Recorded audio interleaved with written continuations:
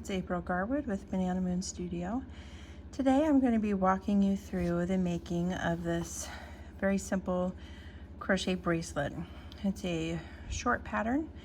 It is a style of crochet called Bruges lace, but this particular Bruges lace pattern is so simple it really doesn't show you the depth of that technique. But I will have a link in the description for this video of where you can find a more in-depth tutorial for Bruges lace and some more complex patterns in that technique. But specifically what I want to do with this video is walk you through the written pattern so that you can learn how to read written patterns. So we start, as we learn to read written patterns, with some introductory material. Difficulty level, easy. This is giving you an idea of how complex the pattern is. The next thing that you'll see on this pattern is finished measurements. So this gives you an idea about how big you can expect the item to be when it's finished, and that'll help you make sure that this is going to fit you and also allow you to compare your finished item and make sure that it turned out to be the right size. This part describes the yarn that I used. This is the brand of the yarn. This is the name of the particular type of yarn. And then I have in here information about what kind of fibers it's made of. Superwash, fine merino, nettle. This yards and meters tells you how much yarn is in one skein or ball of yarn. And this ounces or grams tells you how much weight is in one skein or ball of yarn. This CYCA, this stands for Craft Yarn Council of America. They're a group that defines standards for the yarn craft industry. And this says weight. So this is explaining the standard weight for this yarn, which is a 3 or light weight. And then this tells you that I'm using one skein of the colorway Nothing But Blue Skies.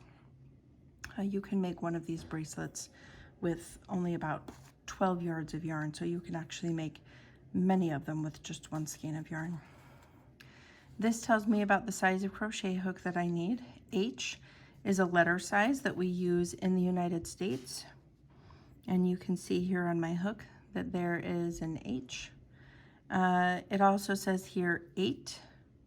That measurement isn't on this hook, but that's some countries use that numerical size. And 5 millimeters, that is here on my hook, that this is a 5 millimeter hook. And if you want to be most sure that you're using the right size hook, go by the millimeter size because it is the most exact. And then I have a comma here, or size needed to obtain gauge. You may not crochet exactly like I do, and therefore even if we use the same yarn and the same hook, your stitches could turn out a little bigger or smaller than mine. And if your bracelet is not turning out to be the same size as mine, then you may need to go up or down a hook size. So if your bracelet is too big, go down a hook size and it will make it smaller. Or if your bracelet is too small, go up a hook size and it will make it bigger. Okay, and then notions. Notions are other things that you need in order to complete this pattern. A yarn needle, which you will need to weave in the ends, a sewing needle and sewing thread that you're going to need to sew on the button, and a 5/8 inch diameter button tells you how large the button should be for this bracelet. Gauge. Gauge is a description of how big your stitches are. It has to do with how many stitches you have in a certain width, and then also how many rows you have in a certain height. Most patterns list a measurement, like they list a gauge for both stitches and rows. This pattern's a little different that way because the bracelet itself is not very many stitches wide. So I explained up here that the bracelet is about 2 inches wide. So if you're following my pattern, your bracelet should be about 2 inches wide. If you were to make it 8 rows long, it would be about 4 1/4 inches. So if your bracelet is, if you've made it 8 rows and it's not 4 1/4 inches long, but it's close, then you're good. If it's not very close, then you'll want to change your hook size. And same goes if it's not very close to 2 inches wide. So this is just an explanation of some of the introductory material in a pattern that you will come across and want to understand.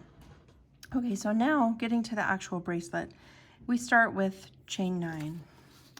It is understood there that you already know to begin with a slip stitch, but if you don't know that, most crochet patterns begin with a slip stitch. So you're going to make a little circle of your yarn and put your end under the middle of it, and then you'll grab that and then pull these 2 ends, and then your hook goes through this loop and you'll pull these 2 ends apart to tighten. Okay, so that's how you begin with a slip knot. And then my pattern says CH, which means chain 9. Okay,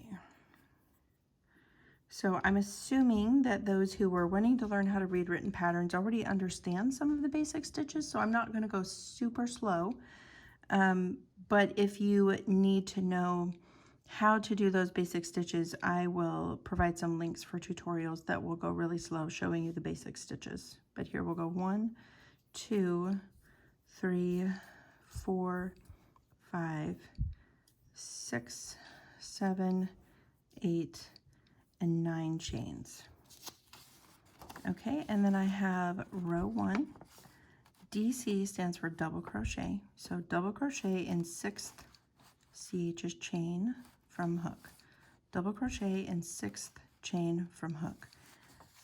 So to double crochet in the 6th chain from my hook, I'm going to start by wrapping the yarn once around my hook, and then I'm going to count to find the 6th chain. There are different ways to stitch into the foundation chain. My personal favorite is to look what we really consider the back of the chain, and it kind of looks like you can see a dashed line down the center of it.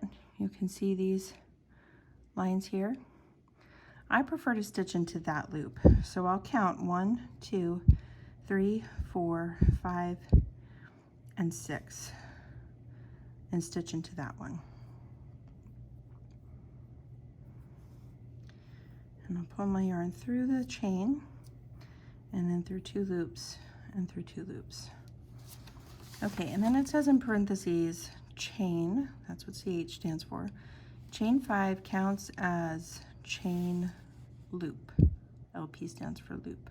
Okay, so that's just telling me that later on when I'm counting how many stitches I've made in this row, I'm not going to count these 5 chains that I skipped as a stitch. They're just counting as a chain loop.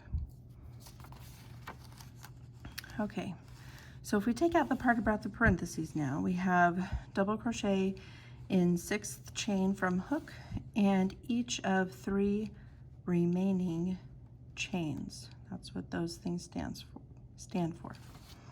Okay, so in the 3 remaining chains that I have over here that I haven't used yet, I will do a double crochet stitch. So I wrap my yarn once and go through it, pull through the chain, pull through 2 loops, and pull through 2 loops. And I'll do that for each of the chains that I have left.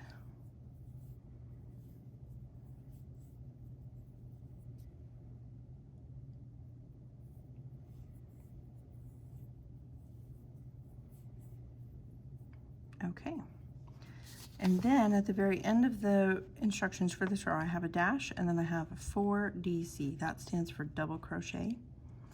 And so what that means is I can go back and look at what I made, and I should have 4 double crochet stitches. 1, 2, 3, 4, and then I have this chain loop. So this number at the end after the dash is just to let me know how many stitches I should have in the row so that I can go back and count to be sure I got it right. Okay. Now at this point, what I'm going to do is go on to row 2. So row 2 says chain 5. That's what the CH stands for, chain and then 5. So 1, 2, 3, 4, and then 5. Okay, and then it says DC or double crochet in each stitch. That's what ST stands for. Okay, So I actually left out an important word there, and I'm going to go back and fix this later, but after this chain 5 I should have the word turn. So actually after I chain 5 I'm going to turn this, and then I know that I was supposed to double crochet in each stitch, so I will yarn over. I'm not going to do anything with these 5 chains. I'm going to go into the first stitch, which is right here.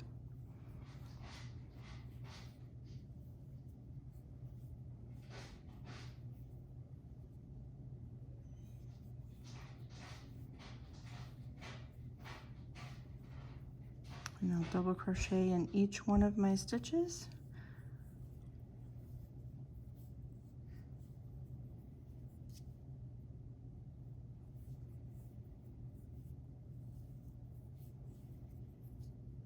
Okay, and I know at the end of the row I should again have 4 stitches.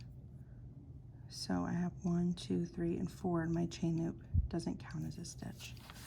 Okay, and then my instruction says repeat row 2 until piece measures the same as the desired wrist circumference, or for the average adult between 6.5 inches and 8.5 inches long.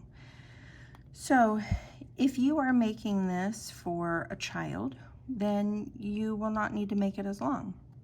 If you're making it for an adult, then you'll probably aim for somewhere in here. My wrist is around 7 inches around, so I would be using a circumference of about 7 inches or a length of 7 inches. But basically, we're just going to continue repeating row 2. So that means I'm going to chain 5 again.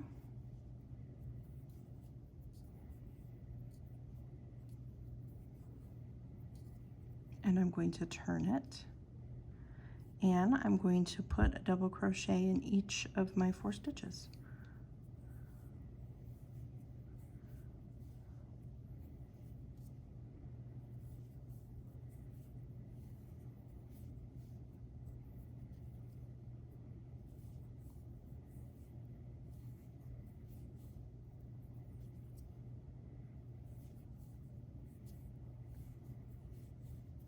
Okay, and you can see that I have this chain loop sticking out to the side of each row.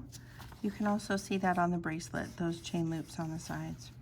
Okay, but since this says repeat row 2 until the piece measures, what you want it to, you're just going to keep doing that over and over again. Chain 5, turn, 4 double crochets. So it's actually very easy.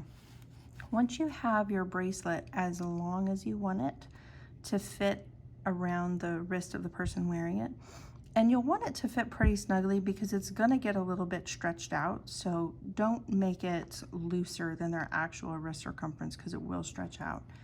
Once you have it as long as you want it to be, then you'll come and do this instruction which says last row. Okay, and then we have CH, which is chain 3. So for the last row you will chain 3 here. And then SK means skip. Skip 3 stitches is what STS stands for. Skip 3 stitches. SLST means slip stitch in last stitch. So when I turn this, I'm going to skip 1, 2, 3 stitches and slip stitch in the top of this last one. And slip stitch is where you pull through the stitch and through the loop on your hook without any more yarn overs. And what you have at the end of this row is, I'm sorry, not the end of this row, the end of this row is 1 chain loop, which is this one, and 1 slip stitch, which is right there. And then it says fasten off. And let me grab some scissors.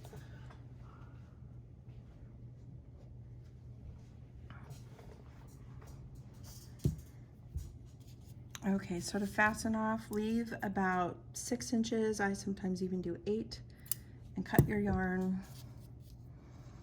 And then you'll yarn over and pull that through the loop on your hook and pull it snug. Okay, and then at that point, you'll use a yarn needle to weave in your ends. And if you're not sure how to weave in ends, I have tutorials for that as well.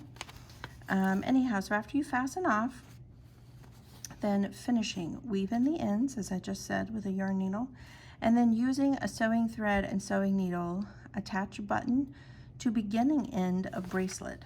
So the very last row that we did where we made this chain loop, this is going to go around the button. So the button is going to go on this end where you started, so that then you can fold your bracelet and put this loop around the button.